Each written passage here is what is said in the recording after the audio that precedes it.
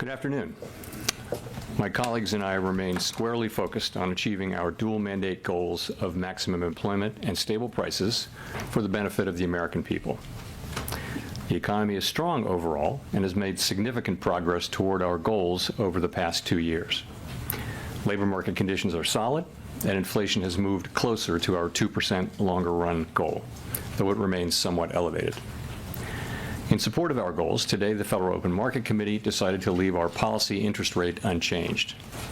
We also made the technical decision to slow the pace of decline in the size of our balance sheet.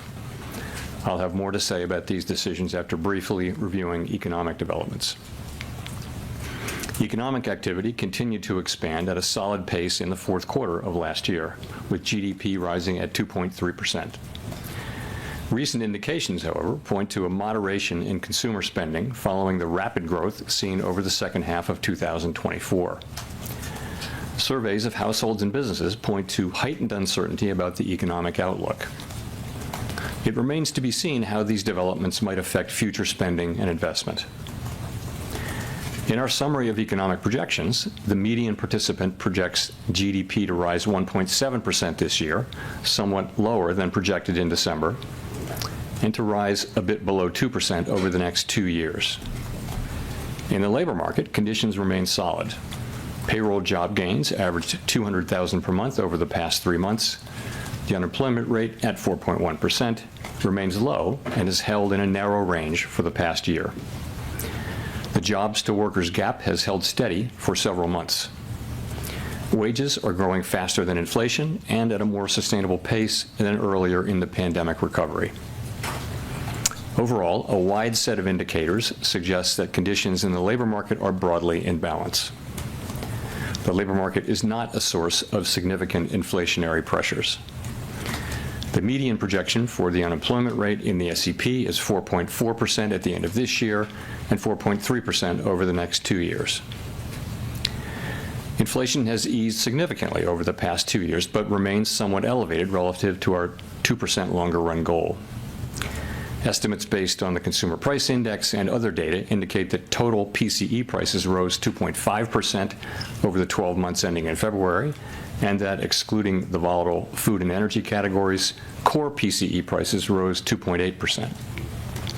Some near-term measures of inflation expectations have recently moved up. We see this in both market and survey-based measures, and survey respondents, both consumers and businesses, are mentioning tariffs as a driving factor. Beyond the next year or so, however, most measures of longer-term expectations remain consistent with our 2% inflation goal. The median projection in the SEP for total PCE inflation is 2.7% this year and 2.2% next year, a little higher than projected in December. In 2027, the median projection is at our 2% objective.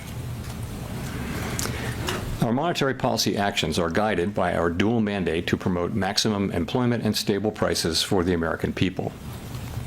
At today's meeting, the committee decided to maintain the target range for the federal funds rate at 4.25% to 4.5%. Looking ahead, the new administration is in the process of implementing significant policy changes in 4 distinct areas: trade, immigration, fiscal policy, and regulation. It is the net effect of these policy changes that will matter for the economy and for the path of monetary policy. While there have been recent developments in some of these areas, especially trade policy, uncertainty around the changes and their effects on the economic outlook is high. As we parse the incoming information, we're focused on separating the signal from the noise as the outlook evolves. As we say in our statement, in considering the extent and timing of additional adjustments to the target range for the federal funds rate, the committee will assess incoming data, the evolving outlook, and the balance of risks. We do not need to be in a hurry to adjust our policy stance, and we are well positioned to wait for greater clarity.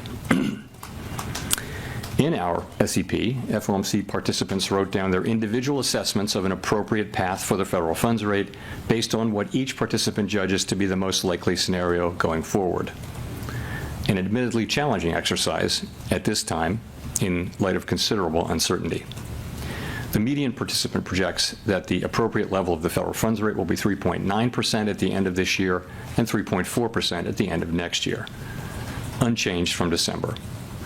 While these individual forecasts are always subject to uncertainty, as I noted, uncertainty today is unusually elevated. And of course, these projections are not a committee plan or a decision. Policy is not on a preset course. As the economy evolves, we will adjust our policy stance in a manner that best promotes our maximum employment and price stability goals. If the economy remains strong and inflation does not continue to move sustainably toward 2%, we can maintain policy restraint for longer.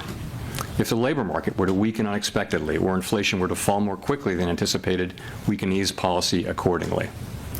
Our current policy stance is well positioned to deal with the risks and uncertainties that we face in pursuing both sides of our dual mandate.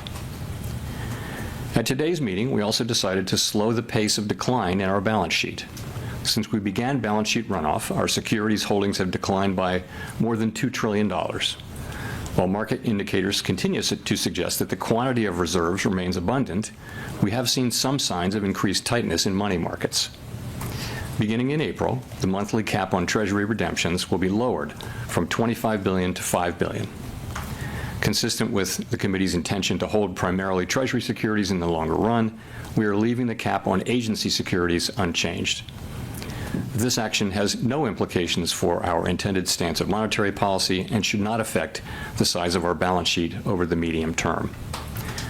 The committee also continued its discussions as part of our 5-year review of our monetary policy framework. At this meeting, we focused on labor market dynamics and our maximum employment goal. As we have indicated, our review will include outreach and public events involving a wide range of parties, including Fed Listens events around the country and a research conference in May. Throughout this process, we will be open to new ideas and critical feedback, and we will take on board lessons of the last 5 years in determining our findings. We intend to wrap up the review by late summer. The Fed has been assigned 2 goals for monetary policy: maximum employment and stable prices.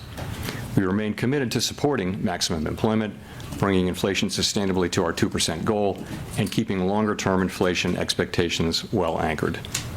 Our success in delivering on these goals matters to all Americans. We understand that our actions affect communities, families, and businesses across the country. Everything we do is in service to our public mission. We at the Fed will do everything we can to achieve our maximum employment and price stability goals.